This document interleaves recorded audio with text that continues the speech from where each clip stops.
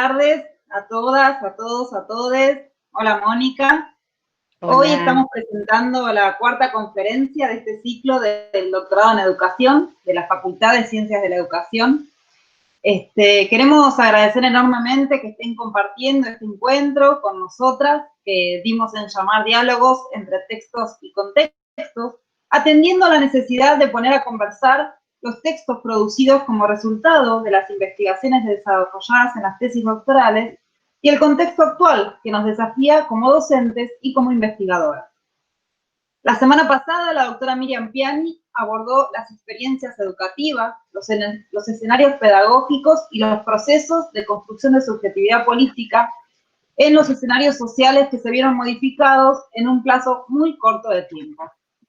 Si bien no pudimos finalizar esta conferencia debido a las inclemencias climáticas que cortaban el servicio de internet en Bariloche, que es la ciudad donde reside Miriam, ya está disponible esa conferencia por el canal de YouTube de la Facultad de Ciencias de la Educación. En esta oportunidad, la doctora Mónica Sobrino, docente de la casa, nos propone reflexionar sobre los nuevos formatos de comunicación de contenidos disciplinares en versión digital, reconociendo que las tecnologías son parte de las propuestas de enseñanza como modalidades y formatos interactivos que habilitan nuevos escenarios para la educación. Sin duda, deberíamos afirmar que hoy este análisis se torna fundamental en pos de pensar los modos en que se puede democratizar el conocimiento en esta migración a la virtualidad que nos hemos visto obligados y obligadas a adoptar. La doctora Mónica Sobrino defendió su tesis doctoral en el año 2017 y su título fue La narrativa transmedial en contenidos de la formación docente inicial. Fue dirigida por la doctora Eve Roy y codirigida por la doctora Marta Anadón Barreiro. Mónica es docente e investigadora de la Facultad de Ciencias de la Educación, actualmente directora del proyecto de investigación Narrativas de Enseñanza en el campo de la formación docente inicial y codirectora del CEDICO, que es el Centro de Estudios Didácticos del Comando. Su último libro fue publicado en 2018, denominado Notas de Campo, la comunicación didáctica intermedia en la Escuela Secundaria Rural Río Negro. También ha realizado diversas publicaciones en revistas indexadas y es asesora de distintos proyectos de trabajo en instituciones de la región y dirige tesis doctorales de universidades nacionales. El título de la conferencia de la doctora Mónica Sobrino es ¿Los contenidos de la formación docente dialogan en redes sociales? Como decimos siempre, la exposición durará aproximadamente entre unos 15 y 20 minutos y luego se habilitará el intercambio a través de las preguntas que ustedes quieran hacer, compartiendo este espacio de diálogos entre textos y contextos. Mónica. Bueno, gracias Luciana. Buenas tardes. ¿Cómo se encuentran? Hoy acá en la zona tenemos un día con nieve, que no es habitual en nuestro Alto Valle, pero sí es un típico día de invierno patagónico. Así que agradecemos quienes estén del otro lado acompañándonos y quiero hacer un agradecimiento que ya lo han hecho mis compañeras anteriormente, pero cabe hacerlo a todos los compañeros y compañeras que hacen posible esta transmisión, que hay mucha cosa de organización, hay como logística, que si eso no sucede, este encuentro no es posible. Así que a todos y todas, muchas gracias. Y también me quiero detener un segundo solamente en celebrar este espacio del doctorado abriendo una nueva ventana, digamos, para usar esa imagen de que cuando abro la ventana puedo mirar nuevas perspectivas, puedo abrir para que ingresen, en este caso, otras voces. ¿Qué quiero decir con esto? El doctorado en nuestra facultad en Ciencias de la Educación tiene ya varios años y es una carrera de posgrado donde se hacen muchísimas producciones, como sucede en distintas etapas de cualquier carrera que uno transite, pero es muy importante, en mi perspectiva, que las tesis doctorales, cuando son defendidas, tengan nuevas oportunidades de hacerse pública. Porque el proceso de la construcción de la tesis es como un trabajo que uno establece con sus directoras o directores para tal efecto, se defiende esa tesis y, bueno, sí, circula en un ámbito por allí, si se quiere, un poco más cerrado. Abrir esta ventana hace posible que la tesis deje ser de uno para pasar a ser de todo aquel que le importa estos temas, ese campo de conocimiento, y que son distintas intervenciones que se pueden seguir haciendo sobre una problemática a indagar, a investigar. Entonces, por más ventanas de este tipo en el doctorado. Pero también decir que esto también lo habilita la universidad pública. Entonces, bien por todas las ventanas, que aún bajo cualquier condición, la universidad pública sigue apostando a la masividad, al acceso del conocimiento por todos aquellos que les interesen los distintos temas que trabajamos, en este caso sobre educación. Bueno, dicho esto, voy a retomar la pregunta que propongo para esta charla de hoy. Yo digo bien, los contenidos de la formación docente inicial, les pregunto, ¿dialogan en redes? Para poder trabajar esta pregunta, voy a hacer una brevísima descripción, porque todos conocemos el contexto actual, pero voy a hacer una brevísima descripción de este contexto para poder recuperar la pregunta a partir de esta descripción. Nosotros, en estos casi 100 días, en el término de 24 horas, migramos nuestra propuesta formativa presencial a la virtualidad. Y esa migración confirmó, mostró un modo inédito de trabajar los contenidos disciplinares en general. Y ustedes me dirán, no, modo inédito no. Ya estábamos con algunas propuestas en distintas plataformas, o había uso sobre distintas propuestas desde las tecnologías colaborativas para los espacios de formación. Y la respuesta es sí, es verdad. Ya teníamos prácticas en distintas plataformas, distintas propuestas de interacción a través de plataformas. Pero, ¿qué es lo inédito?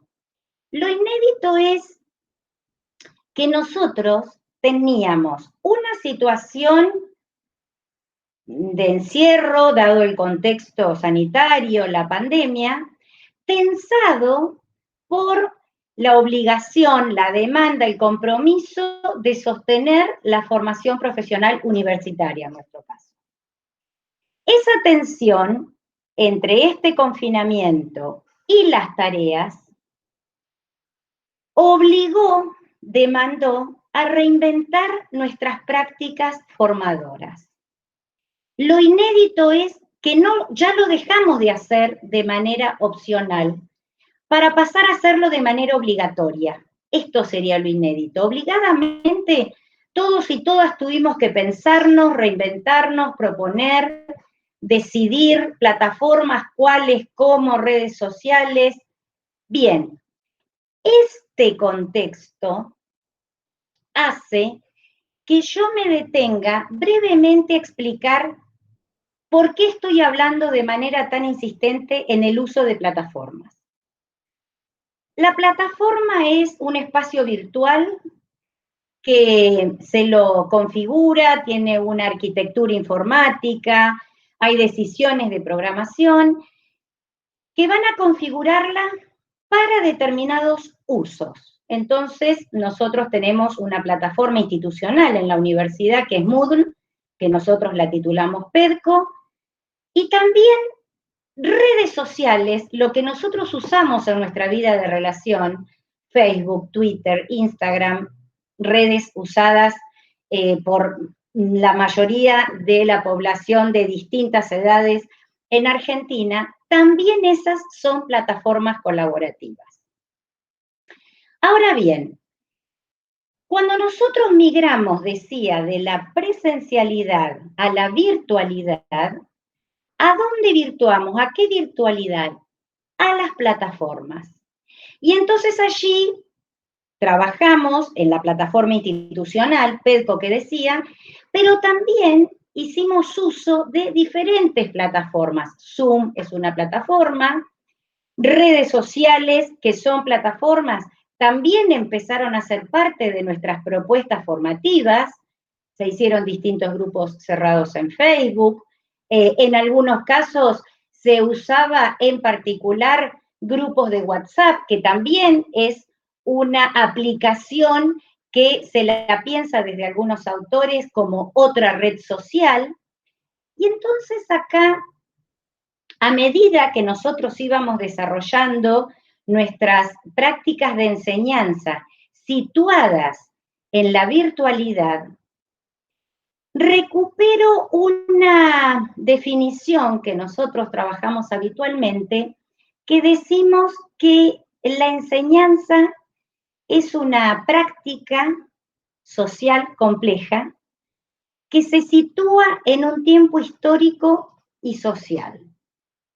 Entonces, a partir de esta definición, comencé a preguntarme y a trabajar con distintos compañeros cómo es ese tiempo presente de la práctica de la enseñanza. ¿Qué hacemos cuando vamos a enseñar? Cuando entramos al aula virtual, cuando contestamos un chat en vivo, cuando nos hacemos un encuentro en un horario particular en un grupo de Facebook. Estamos encontrándonos socialmente, humanamente, en tiempo real, aunque tengamos distanciamiento físico. Esta idea de que el confinamiento social, que muchos hablan de aislamiento social, yo siempre digo, bueno, el aislamiento fue físico, pero no humano, porque todas las plataformas colaborativas, cada una con su propuesta, nos están acercando desde diferentes lugares para seguir manteniendo la interacción, el encuentro con el otro, la reunión, hacer un somples, festejar un cumpleaños vía alguna plataforma, resolver un trámite administrativo, o hacer una consulta con tu médico o con tu analista, o lo que tengas que resolver, las plataformas colaborativas nos han permitido sostener el encuentro humano en las distintas situaciones que nosotros estuviésemos transitando. Entonces, me detuve a pensar qué pasaba con el tratamiento, con la disponibilidad de los textos que usamos en clase, dado este contexto actual. Y empecé a hacer una enumeración de distintas cuestiones que empezaron a circularse por redes sociales en particular.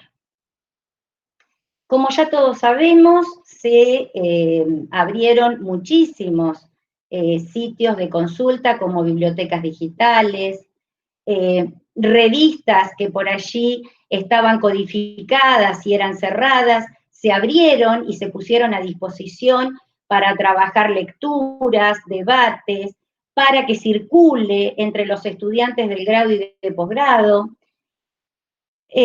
Muchas instituciones abrieron, muchas instituciones universitarias abrieron sus repositorios digitales en toda su producción.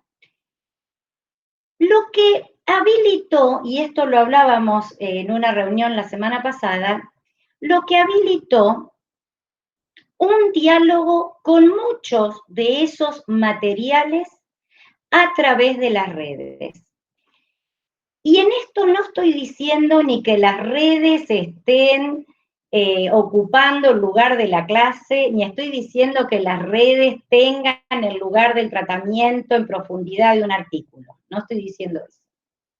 Estoy diciendo que de pronto las redes empezaron a tener distintos tipos de diálogos, porque la red social dialoga con el usuario, con los usuarios, pero desde lo que la red social te propone. Ejemplo, si vos tenés tu cuenta en Twitter, Twitter te dice, bueno, muy bien, vos podés hablar, dar un mensaje en 280 caracteres. Si tengo mi cuenta de Instagram, voy a decir, bueno, ahí tenemos comunicación visual, básicamente. Entonces, imagen, video. ¿Vas a pasar un video? Lo vamos a segmentar cada 15 segundos. Digo, estas condiciones de diálogo, de interacción con otros, de encuentro con otros, lo establece la plataforma de tu red. Lo mismo podría decir con Facebook, que el rasgo de Facebook básicamente, dicen autores que estudian el tema de las plataformas, y que es un libro que de la doctora José, acá lo voy a acercar, José van Dijk, es una autora holandesa que trabaja con mucha profundidad el tema de las plataformas y los usos que de las plataformas hacemos tanto en educación como en distintas áreas, sean cuestiones vinculadas a la salud, a lo político, a la cultura, y en particular esta autora nos propone pensar cómo las plataformas nos están de algún modo construyendo simbólicamente nuevos modos de dialogar con otros. Bien, ¿qué pasa? Yo les decía que Facebook como plataforma, básicamente, digamos, la palabra clave para Facebook sería el buscar amigos, ¿sí? Dijimos que Instagram tenía más que nada una comunicación visual y que Twitter tiene un límite de caracteres para lo que vos quieras expresar. Muchos de los autores que nosotros trabajamos en nuestras cátedras tienen redes sociales personales y que además, en muchos casos, las utilizan para encontrarse con sus seguidores, con sus lectores, para ser parte de alguna discusión sobre algún tema o para expresar desde lo personal algún posicionamiento sobre una problemática en particular. Y quien trae las voces muchas veces a la clase de los textos que nosotros trabajamos en la clase son los y las estudiantes. Esta generación busca, dice, nada, me dieron para leer tan autor, a ver qué dónde está, a ver qué dice, a ver su red. ¿Por qué? Porque la red social nos ha propuesto, o las redes sociales nos han propuesto, algo que tiene que ver con encontrarte con otros dentro de tu propia cuenta que compartís intereses. ¿Qué quiero decir con esto? Cada uno de nosotros en su cuenta de red social decide a quién aceptás como ese microcírculo de seguidores y microcírculo de personas con las que vos vas a compartir distintos temas, enlaces, me gusteado, dirían los adolescentes y los jóvenes, o simplemente el estar, el saber que el otro está, que cuenta, que publicó. Y hay una autora, Paula Sibilia, que tiene un interesante análisis respecto a pensar cómo la intimidad es parte del espectáculo público, donde no solo mostramos nuestra vida privada, sino fundamentalmente lo que mostramos son nuestros intereses, son nuestras preferencias, nuestros enojos, más allá de lo que uno muestra a través de sus imágenes de la vida personal, la intimidad como ese interior que en el diálogo con mi propia red, en el espacio doméstico de mi casa, me siento en la comodidad de decir lo que pienso, lo que creo, y lo comparto con quienes yo he decidido formar ese microcírculo de red social. Entonces, ¿qué pasa? Cuando nosotros, en esta propuesta virtual de formación profesoral, en este caso la formación docente inicial, empezamos a tener distintos debates sobre, bueno, a ver, la propuesta de la formación virtual. ¿Qué cuestiones se recomienda que se sostengan en esa arquitectura de trabajo y qué cuestiones se recomiendan no hacer como parte del trabajo a la distancia? Una cuestión que se la trabaja bastante es esta idea de que en la virtualidad se recomienda una propuesta minimalista. Por supuesto que esto trae gran debate. Bueno, ¿qué es una propuesta minimalista? La no acumulación, no 7 textos para un único tema, etcétera, etcétera, que esto sería parte de otra charla. Pero sí hay algo muy interesante, que es, bueno, a ver, sobre esta propuesta, en esta unidad, ¿qué autores, qué textos, qué materiales vamos a leer? Porque ayudan a pensar este campo, ayudan a iniciar los primeros análisis respecto a tal o cual problemática. Esto hace que cuando se hace este planteo en una arquitectura más minimalista, una propuesta muy interesante es que sobre lo que se está leyendo se dialogue, se pregunte a los propios autores desde sus redes sociales o a través de mensaje privado o a través de arrobarlo, algunas cuestiones vinculadas a la lectura que se está realizando. En este contexto en particular, los autores están bastante activos en sus redes y tienen un permanente intercambio con sus usuarios que tal vez antes no era tan usual. Y hay una experiencia de una autora argentina que propuso a través de su red de Instagram una historia por día para reflexionar, para compartir distintos problemas de la realidad educativa migradas a la virtualidad. 100 historias ya lleva en su desarrollo desde su red respecto a el tratamiento de distintas temáticas. Algunas propuestas por ella, otras propuestas por sus seguidores. Esa experiencia de esa autora en particular desde sus redes generó un movimiento de debate, de otras lecturas, de intercambio lector, de intercambio de textos.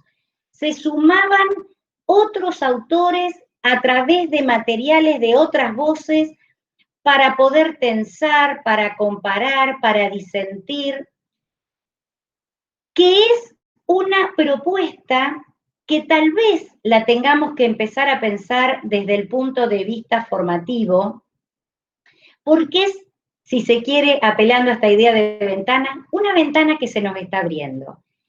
Cuando nosotros dialogamos con los textos en clase, este texto a mí me gusta mucho, es de Gardner, La generación App, ¿sí? Gardner nos explica en ese libro que las generaciones jóvenes tienen una configuración simbólica muy distinta a la del profesor que está a cargo de esa materia. Les diría que recién ahora pude tener una comprensión distinta de lo que venía trabajando de este texto sin pandemia. Entendí por qué son generación app desde el punto de vista del análisis que nos propone Gardner en ese libro.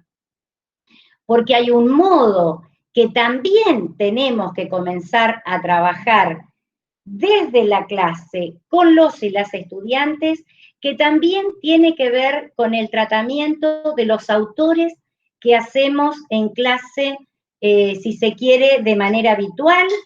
Hay nuevas formas posibles de seguir trabajando esos mismos textos con nuevas ventanas. Esto es tan así que voy a permitir compartirles en esta charla que un escritor uruguayo, Eduardo Galeano, sea parte de este encuentro a través de la red social de YouTube. Él nos va a narrar un cuento de su libro, El de los abrazos.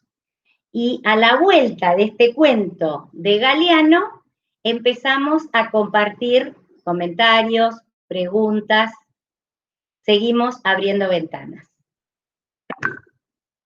Un hombre del pueblo de Neguá, en la costa de Colombia, pudo subir al alto Ariel, cielo, lo tenemos y a la vuelta contó. ¿Al cuento? Dijo que había contemplado desde allá arriba la vida humana y dijo que somos un mar de fueguitos. El mundo es eso, reveló, un montón de gente, un mar de fueguitos. No hay dos fuegos iguales. Cada persona brilla con luz propia entre todas las demás. Hay fuegos grandes y fuegos chicos y fuegos de todos los colores. Hay gente de fuego sereno que ni se entera del viento. Y hay gente de fuego loco que llena el aire de chispas. Algunos fuegos bobos, no alumbran ni queman, pero otros arden la vida con tantas ganas que no se puede mirarlos sin parpadear, y quien se acerca se enciende.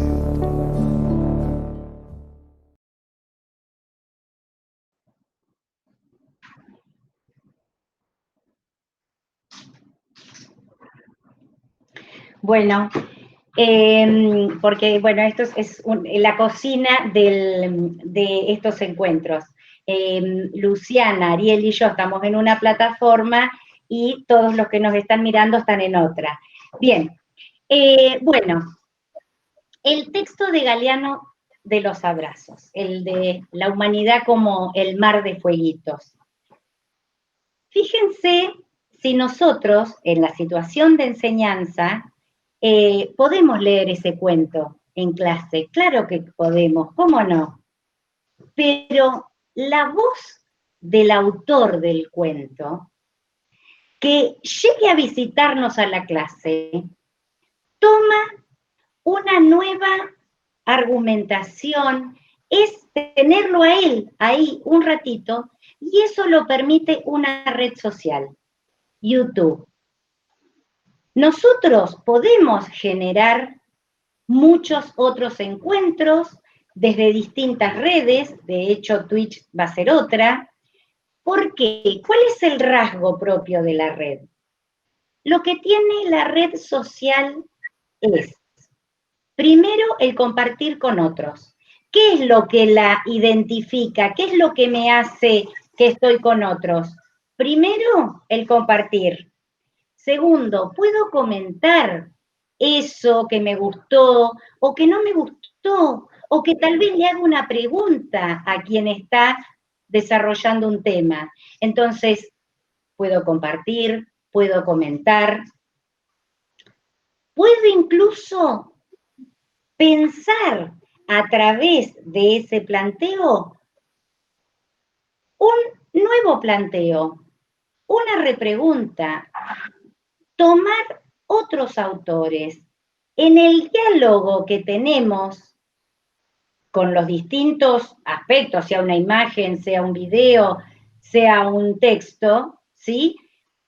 Todo el tiempo me está permitiendo, por la posibilidad de la interacción, y en este sentido son plataformas colaborativas, que es posible esto que decíamos al iniciar el encuentro de hoy, el enriquecer, el abrir, que una vez que uno hace un texto y lo pone a disposición y lo hace público, ese texto es de todo aquel que le interese seguir pensándolo.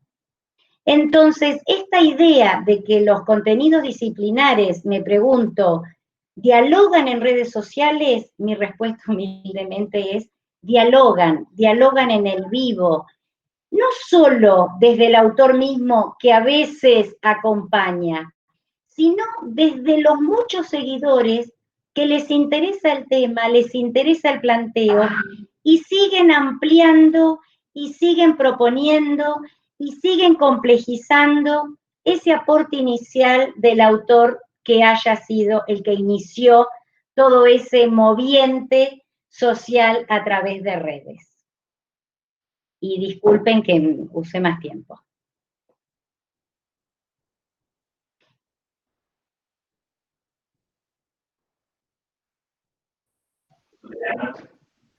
Bueno, Mónica, muchísimas gracias por compartir todas estas reflexiones, tanto desde el texto que surgió de tu tesis doctoral, como de cómo nos está interpelando hoy el desafío que nos propone pensar en estas tecnologías, ¿no? Como vos bien decías, nos vimos enfrentándonos a plataformas y redes nunca antes conocidas, pero que sin duda, por lo menos creo yo que han llegado para quedarse en muchas de nuestras prácticas. Y bueno, tenemos que ver cómo las hacemos dialogar, ¿no? Esto que vos estás proponiendo, cómo hacemos dialogar estos contenidos con estas plataformas y con estas redes, a partir de esto que nos está pasando y que nos enfrentó de un día para el otro a una situación que muchas y muchos le escapaban, pero que hoy se han acercado de distintas formas y ha abierto, yo creo que muchas puertas y muchas posibilidades didácticas, ¿no? Y las posibilidades... Así que bueno, la verdad que... Sí. No, que digo, las posibilidades didácticas son impensadas porque la virtualidad en sí misma tiene una instantaneidad y una posibilidad de encuentro con otros permanentemente, y entonces eso enriquece. Por eso esta idea, para algunos autores se hablaba ya hace un tiempo, pero ahora se materializó de un modo contundente, esta idea de la inteligencia colectiva. O sea, este trabajo colaborativo que hacemos desde las plataformas y que hoy todas las instituciones formadoras, sea el sistema educativo obligatorio, universidades, institutos, estamos sosteniendo en distintas condiciones, porque lo hacemos muchas veces con conexiones particulares, lo mismo los y las estudiantes, sabiendo que hay gente que quedó afuera, y esto lo dije en otro espacio y lo voy a decir acá, el acceso y permanencia a Internet a partir del año 2016, la ONU lo estableció como un derecho humano, con lo cual es el momento para que pedir que el derecho se garantice, porque está claro que en esta oportunidad quienes no tuvieron conexión quedaron absolutamente marginados, no solo de lo que pasó en el sistema educativo, sino de algo mucho más amplio, que es haber quedado por fuera de la posibilidad del conocimiento en un sentido amplísimo, y de la posibilidad de resolver tu cotidiano de un modo muy distinto, tener internet domiciliaria a no tenerla. Sí, y sin duda, Mónica, en la presentación ahora vamos a las preguntas, pero es un tema que nos atrapa y que hoy nos pone a investigar y a estudiarlo un poco más de cerca, pero me parece que lo que vos estás diciendo tiene que ver con un planteamiento que bueno, que venimos sosteniendo quienes estamos en el campo educativo, que es la democratización. Sin democratización no va a ser posible si no se amplía el derecho a una conectividad que lo garantice, ¿no? Total, de calidad, porque es acceso y permanencia, de calidad, conectividad de calidad, sí, ni hablar. Bueno, vamos acá a algunas preguntas. Bueno, Ana Maret te dice excelentes aportes para seguir pensando. Fernanda rescata la idea de la propuesta minimalista de la cual vos hablaste, ¿no? Esto de no agotar al alumno con tanto contenido, sino proponer debates y diálogos. Bueno, Fernanda dice, ¿qué opinás respecto de esto? Beatriz y Max te dicen, te felicitan, y Miriam acerca una consulta en relación a qué pasa desde tu punto de vista con los contenidos cuyos aprendizajes son corporales, ¿no? Y acá entra otra dimensión que es sumamente interesante para pensar, ¿no? Porque, bueno, ¿qué pasa con los cuerpos y con la corporalidad en este contexto, aparte donde el único cuerpo que vemos, si vemos, es la cara? Total. Y además la quietud, porque hay que estar enfocado en la cámara, además. Ahora contesto lo de la corporalidad, pero quiero compartir. A ver, la idea de compartir textos surgió de que dialogamos con autores. Lo hicimos toda la vida. Siempre dialogamos con los autores a través de sus textos. Los leímos, los discutimos, íbamos con nuestros compañeros y compañeras. Entonces, la lectura y el diálogo con el autor es desde que el mundo es mundo.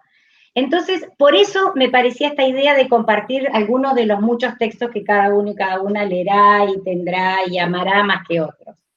Pero este texto en particular también es un texto muy nuevo, lectura transmedial. Esto tiene que ver con la idea del planteo minimalista. ¿Qué es sí, ahí había otra pregunta en relación al planteo minimalista, digo por ahí por si querés, dale. Porque nos estaban acercando otra pregunta, si podés ampliar este concepto de la transmisión minimalista. Bien. ¿A qué llamamos en principio, a qué estaríamos llamando hoy un diseño minimalista para la enseñanza? Tiene que ver con pensar los temas o los autores o los textos que creemos que son fundantes para pensar el campo que enseño. A ver, yo trabajo didáctica general. Bueno, ¿qué autores sí o sí algo hay que leer para pensar evaluación? ¿Qué autores o autoras hay que leer para pensar tecnologías en la enseñanza? Tema, hoy sí lo hay. ¿Qué autor tenemos que recuperar, trabajar, rastrear si queremos trabajar el tema grupo clase? Porque todo esto que estoy diciendo hoy está modificado, reeditado, reconfigurado. Así que todo hay que volverlo a escribir y a pensar. Pero hay autores que son base en algunos temas, si se quiere podríamos decir los clásicos, que hay que poder recuperarlos en esta propuesta, es decir, ¿por qué vamos a leer este texto que tiene 20 años, por ejemplo? Una autora que yo siempre doy para leer es Lidwin. Lidwin hace, de hecho, un libro de ella en particular, está un capítulo que suelo trabajar, tiene 23 años de escritura. Tiene una vigencia ese capítulo que no puedo no trabajarlo como un tema para esto de las tecnologías en la educación, por ejemplo. Y se escribió hace 23 años. Bien, tomo un texto madre, un texto fundante. Ese texto tiene que poder mostrar la problemática y mostrar posibles aristas de análisis. ¿Las vamos a trabajar todas? No, tampoco lo hacemos en la presencialidad. Pero sí dejamos muchas ventanas, vuelvo sobre esta idea, dejamos puertas, dejamos ventanas, podemos sugerir nuevas lecturas, otros textos, otras líneas interpretativas sobre ese campo problemático, sobre esa temática que esté trabajando, pero lo minimalista no quiere decir ni superficial y mucho menos poca cantidad, sino por el contrario, contundente. Este texto a mí me ayuda a pensar, por ejemplo, el que decía de Ludwig, las tecnologías en educación, pero también es un texto que me ayuda a pensar el grupo clase, que me ayuda a pensar la propuesta didáctica situada en tiempo histórico, que me abre debates para distintos temas, la comunicación en el aula, etcétera, etcétera. Digo, ¿cómo ese capítulo o ese libro te abre puertas para seguir trabajando con distintos niveles de profundidad una temática en particular? Este es un concepto que se lo está escribiendo paralelamente al concepto de la didáctica en vivo, que es otro concepto que si bien se configura en el año 2016, esa configuración que tiene apenas 4 años, hoy la estamos volviendo a pensar y lo estamos volviendo a reescribir. Una cosita más respecto a lo minimalista. Hay una otra categoría que la tomamos de otro campo, que se habla del sujeto translector. El sujeto translector es ese lector adolescente, joven, que tiene un modo diferente de leer que el que teníamos mi generación claramente, que leíamos de izquierda a derecha, de arriba hacia abajo, y podíamos estar 15, 20 días, un mes leyendo algo que nos gustaba y lo volvíamos a revisar y lo retrabajábamos. El translector, ese sujeto joven que lee hoy, tiene un modo de lectura que va buscando de manera transversal, por ejemplo, una palabra clave, por ejemplo, una idea que recupera de un autor, por ejemplo, un concepto que necesita buscar el origen o mirar su etimología. Entonces, el lector que nosotros tenemos en el aula hoy es un translector. Y este también es un dato que no podemos negar ni podemos no tenerlo en cuenta. Nuestro estudiante tiene un modo propio de lectura que difiere del de mi generación claramente. Y yo tengo que poder incluirlo en la propuesta didáctica, mucho más ahora en la digitalización, porque necesitamos juntos, los lectores adolescentes, jóvenes, estudiantes y yo, encontrarnos en la posibilidad de la enseñanza de una clase. Ahora bien, respecto a lo corporal, que pregunta una compañera. El tema corporal es, de hecho, algunos autores dicen, estamos formando generaciones con una cabeza así y un cuerpo así, porque los tenemos muchas horas frente a las pantallas, trabajamos distintas habilidades, distintos desempeños cognitivos, distintas destrezas, pero está muy vinculado a lo cognitivo, a lo mental, a lo visual, a esta interacción con la asociación manos-pensamiento, sea a través del uso del mouse, de joystick o del teléfono celular. Entonces, hay un debate, diría yo, no es un campo que estudie en particular, pero hay un debate respecto a el cuerpo, que es mucho más que una mente, que el pensamiento, y hacer una propuesta más integral, más interactiva en esa relación pantallas, adolescencias, infancias, jóvenes.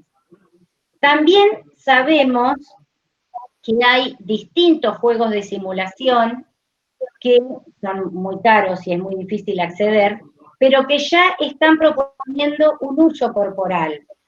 Son propuestas de videojuegos que incluso vienen con accesorios o que traen una mochila para sentir una vibración en particular o que traen guantes. Eso se llama haptografía.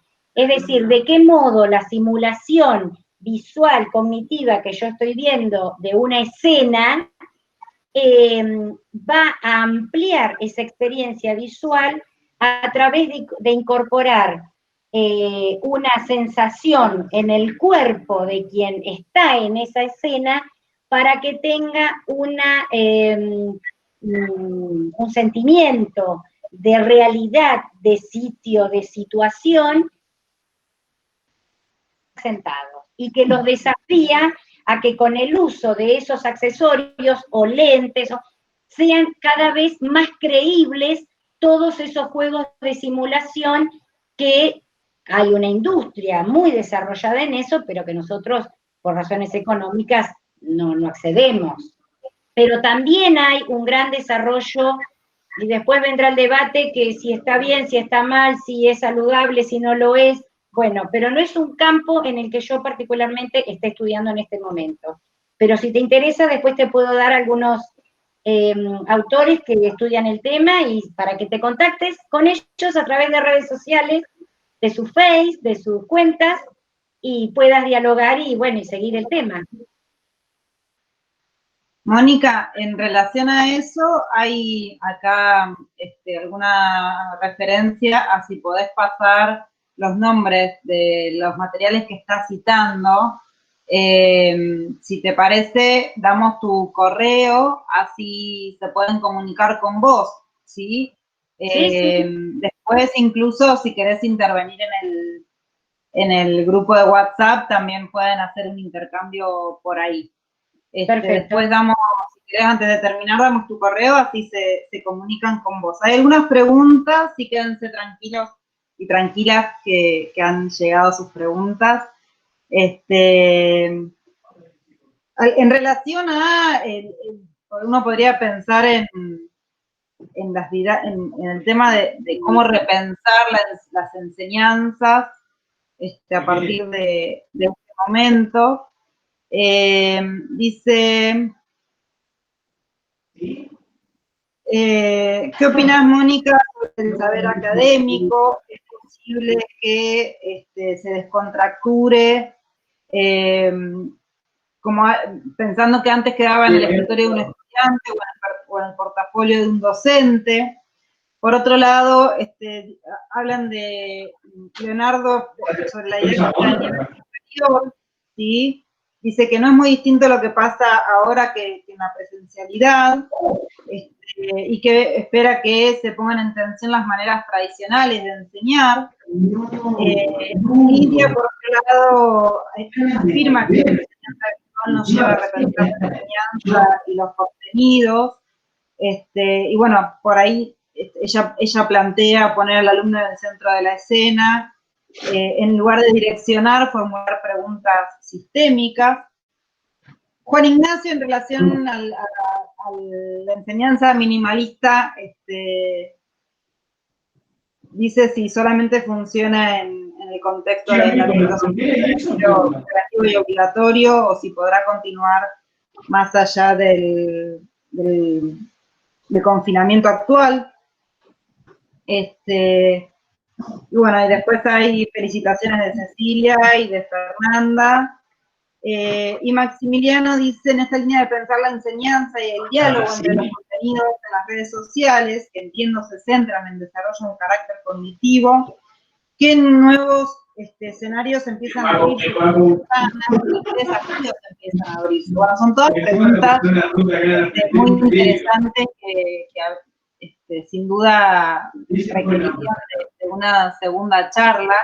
Ahí veo que Juani está escribiendo, dice, la enseñanza y desde la virtualidad implica una apertura diferente. ¿Qué sucede cuando no tenemos internet, cuando no funciona la cámara? ¿Qué hacemos cuando la propuesta de comunicación, diálogo, transmisión en tiempo real no puede realizarse?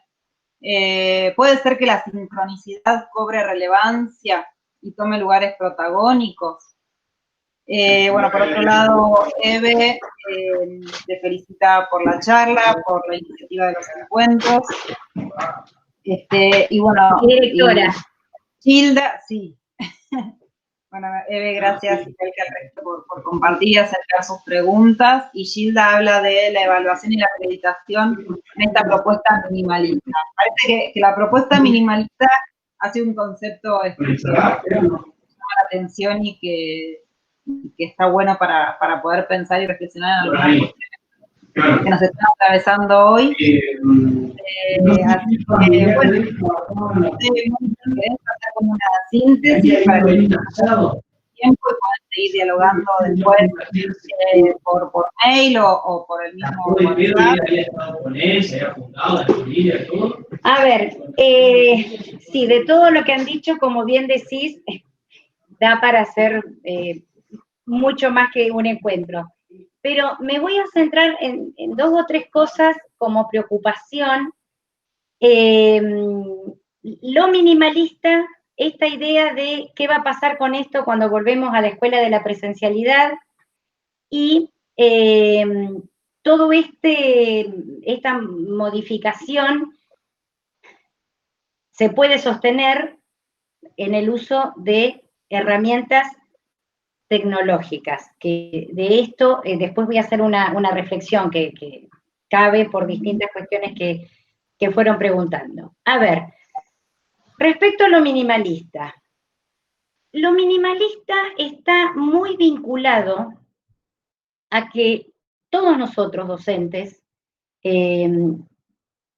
sabemos, lo vemos en clase, que nuestros estudiantes, los jóvenes, para no hablar de nuestros, los jóvenes estudiantes que tenemos en la clase, tienen un modo minimalista, pero tal vez muy preciso, de hacer algunos planteos. Nosotros venimos viendo, si se quiere, la construcción minimalista, pero la precisión de esa construcción en muchas de las preguntas que nos hacen nuestros estudiantes, o de ante una situación, cómo lo piensan y de hecho cómo proponen una resolución. O sea, lo minimalista no empezó ahora. Lo minimalista estaba en la clase. Pero ¿dónde estaba? En quienes aprenden. Solo que también, esto es una opinión personal, por supuesto, en la tradición y en la construcción de la clase, si se quiere, y más específicamente a veces de la clase universitaria, el tema de la profundidad del análisis o sobre una misma problemática abordar distintas líneas o distintos autores, hace al abordaje de la complejidad de la formación profesional que estamos brindando. Este contexto nos obligó, esta idea de la reinvención, nos obligó a volver a pensar esta complejidad, esta calidad, pero en otra propuesta didáctica. Y entonces, esto que se está pensando, es decir, bueno, a ver, un texto, un autor, o tal vez son dos autores que se contraponen, que están haciendo distintos análisis de una misma problemática. O sea, lo que nosotros estamos diciendo en esta propuesta minimalista, que hay otro modo posible de trabajar la complejidad y la profundidad en el nivel de análisis. Solo que tenemos que detenernos a pensarlo cómo hacerlo. Si esto lo estamos pudiendo sostener en la virtualidad, por supuesto lo vamos a poder sostener en la presencialidad. Porque de algo estoy convencida. No volvemos a la presencialidad como estábamos la primera semana de marzo cuando nos encontramos este año. Nos pasó un tsunami en nuestras vidas. Entonces, ese encuentro en la presencialidad, en la formación universitaria o en la escuela o donde fuese, volvemos modificados, vamos a tener que barajar y dar de vuelta, si se quiere. Hay cosas que las vamos a hacer distintas, porque tuvimos una experiencia y como toda experiencia hubo cosas muy rescatables y otras que las tenemos que volver a pensar, las tenemos que volver a formular, y no podemos, bajo ningún concepto, seguir sosteniendo una clase en la presencialidad con esta experiencia transitada en la virtualidad. Nosotros y los y las estudiantes. Eso respecto a esta propuesta minimalista. Respecto al uso de tecnologías, por eso decíamos, es fundante garantizar la conectividad, ya lo dije, y se está trabajando desde el Ministerio de Educación Nacional en un programa que se va a llamar Juana Manso, que sería una continuidad del Conectar Igualdad. O sea, es un programa donde se entregarían netbooks, notebooks, en algún momento se habló de garantizar estas herramientas, primero en todos los que quedaron fuera en esta etapa, que se llegó a través de cuadernillos impresos y a través de la propuesta de la televisión pública, que en el caso nuestro, la televisión pública no es gratuita. Hay que pagar televisión privada para tener televisión pública. Entonces esa también es una discusión que todos los programas que muchas veces se transmitían desde la televisión pública en la propuesta de Seguimos Educando, no era masivo y no era abierto a todo el país, porque eso sucede en Ciudad de Buenos Aires y Provincia de Buenos Aires. El resto del país tenemos que pagar televisión privada. Entonces, hay un interesante trabajo y distintas decisiones, sobre todo porque esto va a continuar en el segundo cuatrimestre, de poder garantizar herramientas a aquellos sectores que hoy les fue negado. ¿Y la otra cuál era? ¿Qué les dije? Me olvidé. Bueno, me olvidé, perdón. Había una pregunta, Moni, referida a la evaluación. Ah, la evaluación. Bien. La evaluación, otro tema, y ahí está Eve, que es especialista en el tema. Digamos, si el tema evaluación ya venía cascoteado, quiero decir, es un tema que lo venimos trabajando, es un tema dilemático, es una práctica compleja, hay siempre una tensión entre esa evaluación para enseñar y la evaluación para acreditar. ¿Qué es lo que acredita esa evaluación? ¿Qué prácticas? ¿A quiénes? ¿Cómo? Bueno, todo lo que pensamos de manera permanente en distintas instituciones educativas. Lo que puso también en escena respecto a la evaluación, primero, que hay muchos modos posibles de pensar el proceso de la evaluación. Para mí, la dificultad no es el proceso de evaluación, o sea, esa idea del evaluar para enseñar, esa evaluación inicial o diagnóstica o de proceso.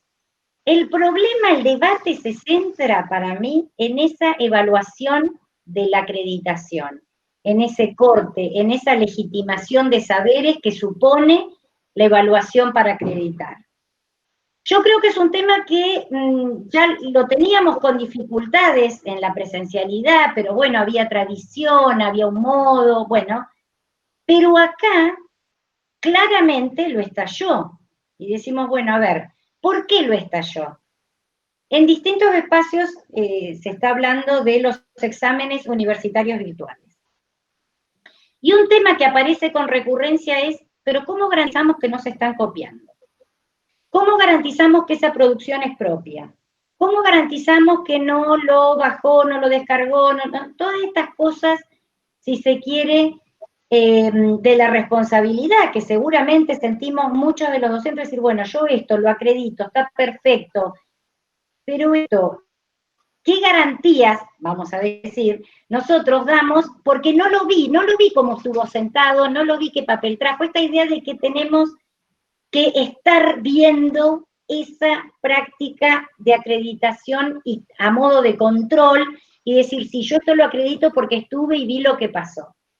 Porque tal vez lo que tenemos que cambiar es el sistema de la acreditación. Tenemos que generar una nueva forma de hacerlo, que seguramente la vamos a encontrar, somos muchas personas pensando el tema, lo vamos a encontrar como hemos encontrado muchas alternativas para trabajar este tiempo histórico. Lo vamos a encontrar, solo que estamos en el proceso de pensar cómo hacerlo. Y creo que eso también nos tenemos que nosotros permitir el tiempo del pensar, porque el pensar lleva tiempo. Entonces, tranquilos, La acreditación es un gran tema, muy bien, lo vamos a tener que resolver. Estamos pensando cómo hacerlo. Y vamos a hacer propuestas. Algunas serán mejores que otras, pero respetémonos el tiempo de la construcción, de la creatividad de la idea. Muchos habrán hecho trabajos finales, tesis, monografías, no lo resolvimos en una noche. Bien, estamos en el proceso de la construcción de encontrar distintos modos posibles de acreditar. Y no tener que transformarnos en controladores, que no lo puedo hacer porque si no te veo, no tengo la certeza si esa producción es personal o no es personal. Estamos pensando, sería. Ya lo informaremos públicamente cómo vamos a acreditar. Gran tema de debate actual. Tremendo el tema. Bueno, acá Juan y Catalina felicitan por la iniciativa. Y Cecilia, bueno, hace un planteo en relación a cómo se pueden seleccionar, jerarquizar y priorizar distintos saberes que se proponen en las redes sociales. Como dijimos anteriormente, son todos temas sumamente interesantes que no podemos agotarlos claramente en un solo encuentro, en un solo diálogo. Surgen muchísimas preguntas y bueno, la idea es ir también construyendo algunas respuestas de a poco entre todas y todos, ¿no? En esta producción colectiva de la cual vos hablabas, vos con lo que vamos a poder rescatar de todo esto que nos está pasando, de poder construir colectivamente otros modos de transmisión, otros modos de hacer escuela, otros modos de hacer universidad. No desechando de raíz todo lo que estaba, porque eso no es posible, ni queremos hacerlo, pero sí me parece que la posibilidad de repensarnos, ¿no? Como docentes, investigadoras, y de repensar las instituciones en pos de esto que nos está pasando.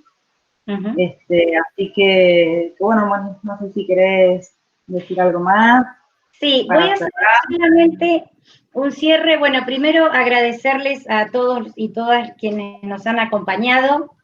Y quiero detenerme en eso porque el compromiso que los docentes tenemos, me parece que voy a hacer como un discurso épico. No, quiero hacer un discurso, el compromiso ético que tenemos la cantidad de docentes que trabajamos en el sistema hoy, en distintas modalidades, en distintos niveles, en distintas condiciones materiales, en distintas circunstancias, y hemos intentado sostener ese vínculo humano con nuestros estudiantes, con el grupo clase, con las familias, porque el nivel inicial, la escuela primaria, ¿sí? Ahí hay una interacción entre esas infancias, la docente, las familias, y yo creo que este tiempo histórico lo que volvió a recuperar es el valor de la tarea docente.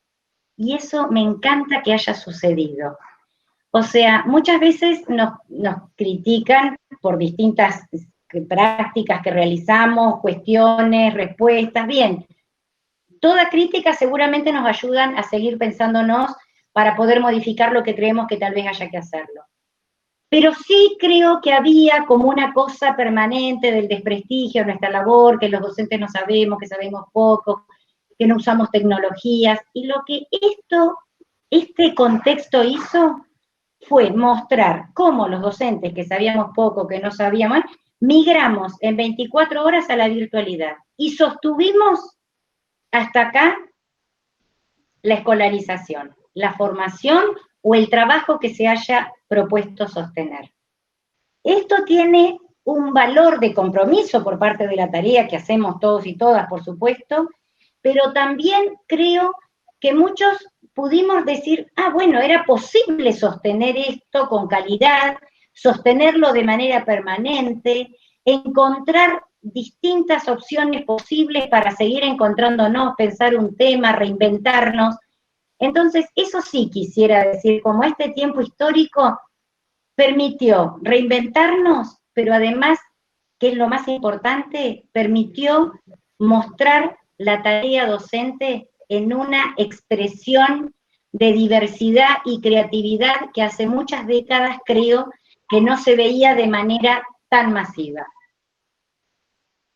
Probablemente podríamos pensar que lo que ha pasado es que, digamos, esa creatividad y ese compromiso docente se hizo visible, ¿sí? Probablemente yo creo que estaba presente en muchas escuelas, en muchas docentes, y es este gran escenario en que nos ponen las tecnologías hace que esto sea visible y que ponga en valor también a la docencia y a las escuelas, a las instituciones educativas. Me parece que parte de lo que ha pasado ha sido eso. Yo creo que esto que vos decís del poner en valor, yo lo veo que se puso en valor socialmente, porque los docentes sabemos cómo más o menos trabajamos y todas las cosas que hacemos, pero se puso en valor, se mostró, fue visible, ¿sí? Circuló en redes, si querés, se viralizó el trabajo docente y ese compromiso que siempre estuvo, pero ahora es viral, entonces tiene otra dimensión. Exacto, exactamente. Bueno, Moni, gracias. Para seguir pensando nos dejas muchas aristas que seguiremos indagando. Agradecemos enormemente a todas y todos y todes quienes nos han acompañado en esta cuarta conferencia de la doctora Mónica Sobrino. Agradecemos a Ariel Núñez, a Pablo Sinali, quienes hacen posible que salgamos por el canal de Twitch y después por YouTube de la facultad, a pesar de las inclemencias del tiempo neuquino que nos ha tocado hoy. Y bueno, agradecemos a Juan, que también está presente en la producción. Y les invitamos el viernes que viene, viernes 3 de julio, a la anteúltima conferencia de la doctora Ana Malet, que se denomina el impacto formativo de las prácticas profesionales en épocas de incertidumbre. Sin dudas también un tema que dará que reflexionar y que hablar, ¿no?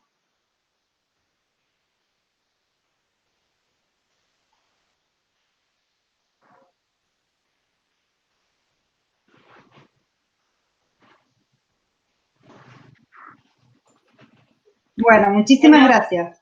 Agradecemos a todos. Seguimos en casa.